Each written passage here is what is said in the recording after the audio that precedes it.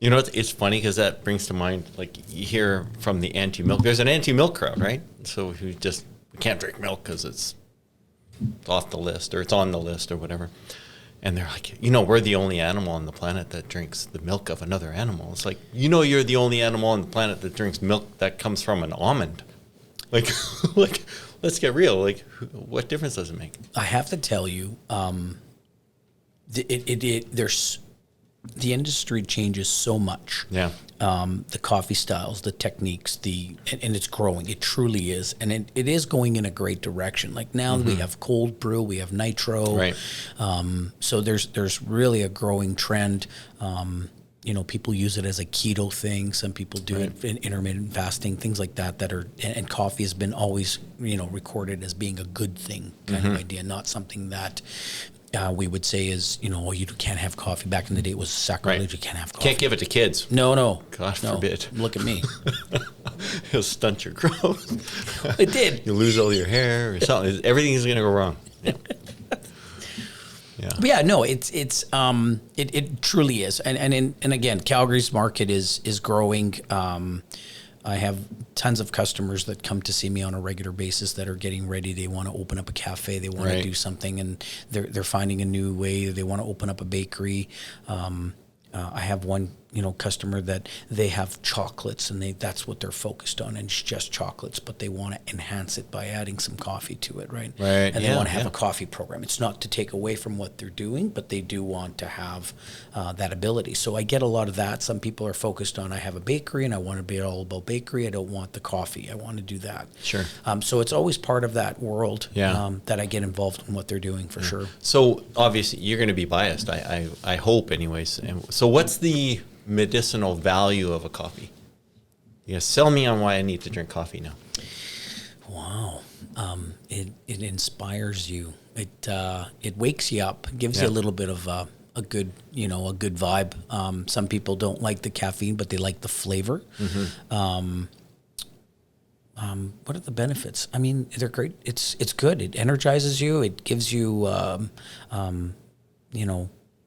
I think there's some good antibodies in there. I'm not sure. I've never actually sat down and really gone through the genealogy of the coffee. I mean, you know, but yeah. I mean, you know, what's a thing that I hear quite regularly is, you know, people get into this mode of comparing the caffeine content of different things, and they say, well, that particular coffee has this, and that pre-workout or energy beverage has this, and it gets very analytical. So a lot of mistakes that are normally attributed to coffee world is flavor to caffeine.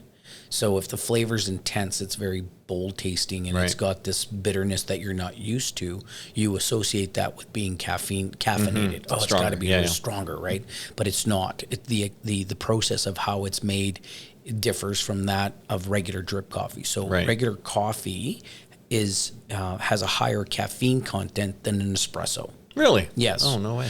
So the reason for it is we use steam and pressure in a small amount of coffee, and we're extracting the true flavor of what that bean actually has. So, you know, a lot of the wine guys will, the coffee industry will associate with like the wine industry, the nodes of the bean. It's got the earth tones. It's got, you know, the chocolates, the earth, you know, the raisins, a sweetness to it, and so on and so forth. And so the coffee, when you taste it, you're getting this really concentrated level of coffee that you can really absorb the flavor and say, oh, okay, that's really great. And then you've got the drip coffee where it's stretched out and it's watered down. So now you get a flavorful coffee, but through that process, you now start stripping of the bean of more of its caffeine content. Oh, really? That's interesting, hey? Yeah. So where does, like, you know, if someone were to say, you know, maybe not the best, but like, where do good coffees come in? What makes a good bean? Like, does it have to be at a certain distance from the equator, or like, I don't know, what does it all make? right, so let's go. You ready? Okay, I'm into the science. You might get some phone calls, and people are going to be very upset with me. So there's only two types of beans on the planet, but I've been told that there's now a new third one. And I mean, the roasters in Calgary and the real true roasters would know all of that fancy stuff. But let's go to the basics to just narrow it down so everybody has a better understanding. There's only two types of beans, Arabica and Robusta. Okay. Okay, so Robusta is grown at low elevations. Okay. It is and matures very quickly. The beans are smaller. They are more prone to disease, and they're not hand-picked. They're strip-picked by machines. Okay. Okay. Then you have Arabica beans, which are grown at higher elevations. The higher you go, now you're usually sitting at 3,000 Okay. feet where the tree line is, but it's normally volcanic. It's, equator style where the Right. norms are. And it's hand-picked. The beans are larger and more flavorful, and they take longer to mature. So hence where they go up with the donkey. They go up, they grab it, they're hand-picking every day. They're grabbing the beans, and away they go. Now, one bush will make 1 pound a season. Wow. Yeah. Now, Is that for both, or is that? that's I for guess- all of them. Okay. So now, Robusta beans are usually fillers. Okay. You can never use it. It's too bitter. It's too Oh, okay. acidic. It's not a good bean. Right. Arabica beans are what everybody wants. Okay. And so, but more countries like Ethiopia, countries like Philippines, Thailand, Mexico, like a lot of countries where they have good growing seasons, and even Australia, they're starting to take the Robusta bean and treat it like an Arabica bean, and maybe try to cultivate it and create a better Right. yield from what it can do, as opposed to just the old stuff back in the day. If you had the same plant, the same bush, and you were to grow it in Brazil at 3,000 feet and grow it in Colombia at 3,000 feet, they'll have the same taste profile. Okay. Okay. So, so that's where, you're trying to figure it out. Now, that the European model of making coffee is Europeans like to do blends. So they'll take beans from Ethiopia, beans from Africa, and so on and so forth, and South America, and they'll combine them together to create a recipe, Right, and then they yeah. can manipulate the recipe on a regular basis to maintain that. And that's a different technique in roasting. In Right. North America, they're single origin, they're third wave. They want to grow beans that are just of one quality, one type. So they'll find a farmer that's growing a very specific yield, a very specific coffee, and they'll actually go and pick it and take care of it, cultivate it, and try to be a part of that organization. Yeah. Yeah. So, is it in some ways like grapes, where you could say there's a certain palate attached to Correct. the dirt or the fertilizer or Correct. Absolutely. Nothing is changing. And the other thing, too, is to take into consideration is that what's really interesting is the Europeans like more of a chocolate, Okay. bold tasting coffee, more of earthy tones kind of idea.